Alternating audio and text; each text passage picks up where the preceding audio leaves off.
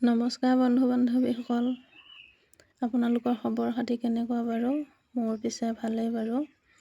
আপোনালোকৰ ফালে ৰ'দ গৰম কেনেকুৱা ক'বচোন? আমাৰ ফালে একদম বহুত বেছি ৰ'দ দিছে। ৰ'দৰ লগতে গৰমো বহুত, ৰ'দ গৰম দুয়োটাই সমান, একদম বাহিৰত ওলাব নোৱাৰি। বিশেষ ক'ব লগা, দেখুৱাব লগা একো নাই। ভাবিলোঁ আপোনালোকৰ এটা খবৰ লওঁ, আপোনালোকৰ খবৰ এটা ল'ব পাৰিলে ভাল লাগে আৰু।